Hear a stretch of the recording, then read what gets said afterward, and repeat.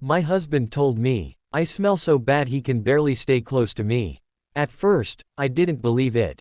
I thought maybe he was just tired or going through something. He stopped sleeping in the same bed with me, but I chalked it up to the summer heat. Maybe the bed was too soft, maybe he just needed space. I gave him the benefit of the doubt. But then, the distance became too wide to ignore. One morning, we had a small argument over something I can't even remember now. But his words from that morning, I'll never forget them. He looked me in the eyes and said, "Take care of yourself. If you don't fix that smell, I'll kick you out of my house." His house. As if it wasn't our home anymore. I didn't fight back. I didn't scream or cry, not in front of him. Because deep down, I already knew. I had been battling body odor for months. I was ashamed, scared, and broken. So I did what I thought would fix everything. I spent every last coin on skincare and hygiene products, soaps, scrubs, oils, perfumes, sprays, deodorants. I followed every YouTube skincare guru. I showered twice a day, sometimes more. Eventually, the odor went away. Even strangers complimented me. My friends noticed the change. Even my worst enemies could no longer find something to mock. But my husband still refused to share our bed. One night, I whispered to him, "Babe, please come to bed. I don't like that you're sleeping on the couch. I don't smell anymore." His reply, "Join you on that bed. That bed that now smells like you." His words didn't just sting. They cut right through my chest. Still, I persisted. I'm his wife. I gave him my love. I gave him my body. I gave him my everything. And what did he give me in return? Shame, rejection, and another truth. He told me he hated the sight of my stretch marks. The ones on my neck, my stomach, my thighs, my ankles. The ones that came after I brought life into this world, his children. I always covered them up when I went out. But at home, where I thought I was safe, he made me feel like a monster. I cried that night, not just because of what he said, but because I began to believe him. I tried treatments, creams, natural remedies. Nothing worked. Some people said, it's Omumu. In Igbo, it means I'm destined to have many children. But that couldn't be. After my second child, doctors told me I wouldn't be able to conceive again. I tried to make peace with myself. I told myself stretch marks were beautiful scars of motherhood. But how could I believe that, when the man who vowed to love me forever looked at me like I was a stranger? Now, he barely comes home. And when he does, he eats out. Says the food I cook smells. I've washed every inch of that kitchen. I've changed my recipes. I've even asked my friends to taste the meals. They loved them. So why does he say it smells? I began to wonder if it wasn't about the food, or the scent, or the stretch marks. Maybe it was something else. Then one afternoon, I went through his drawer. I found something that stopped my breath. A new pack of women's underwear, pink lace, with a note attached. To my Joyce. My heart dropped. The only Joyce we both knew was my younger sister. His sister-in-law. He bought her underwear. This man who said I disgusted him. Was he cheating with her? Flesh and blood. I sat there, holding the lace underwear like it was a ticking bomb. My ears were ringing. My eyes, cloudy. My knees weak. I thought I had already felt the deepest kind of pain. But this was betrayal that pierced the soul. I didn't confront him right away. I watched him, quietly, closely. I noticed how quickly he picked up calls whenever she rang. How he smiled while texting, something he hadn't done with me in years. And then, on a rainy Thursday night, it all became too clear. I walked into the living room, and he was on a video call, with her.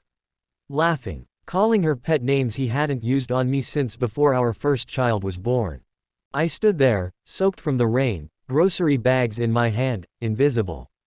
And in that moment, something inside me died. The woman who once begged him to come to bed. The woman who scrubbed her body raw, thinking she was the problem. The woman who hated her stretch marks, hated her scent, hated her own reflection.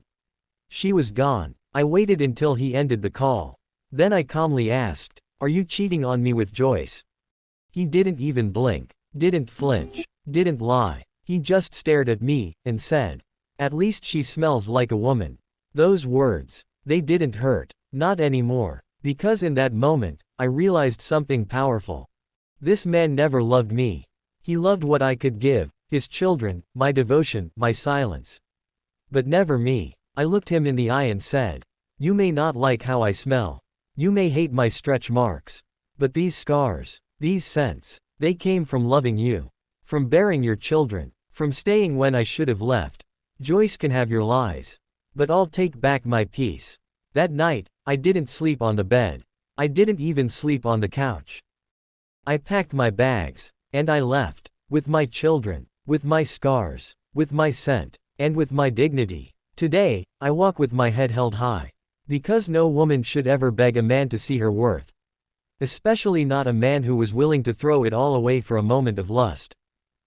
So, to every woman out there who's ever been made to feel ugly, smelly, or unworthy. Let me remind you, your stretch marks are proof of strength. Your scent is yours, uniquely and beautifully you. And your worth, it does not depend on any man's opinion. I walked away from him. But I walked back to myself.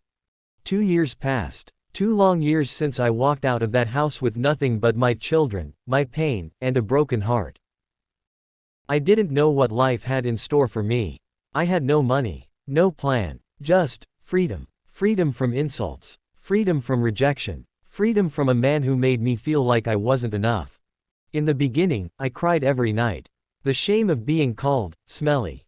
The humiliation of being left for my own sister. It haunted me. But in that pain, I found purpose. I began working odd jobs. Selling skincare products, yes, the same ones I once wasted my money on to please a man who never deserved me. But this time, I sold them for me.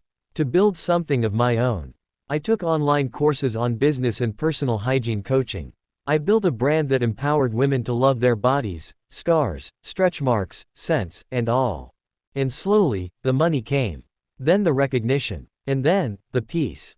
My children were growing, laughing, thriving. We had our own little apartment. Not big, not fancy, but it was ours. And most importantly, it was filled with love. Meanwhile, my ex-husband. He was facing the storm he created. Joyce, my sister, the one he left me for, was long gone. She left him after he lost his job and could no longer fund her expensive lifestyle. She moved in with another man.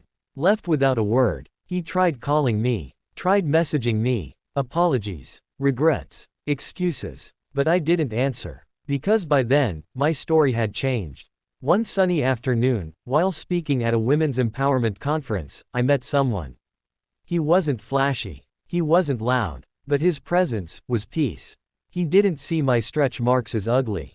He kissed them like they were love letters. He didn't complain about my scent. He said I smelled like home. He didn't walk away from my past. He admired the woman it helped shape. A year later, he asked me to be his wife. And this time, I walked down that aisle not wondering if I was enough. But knowing that I am more than enough. Today, I'm married to a man who honors me.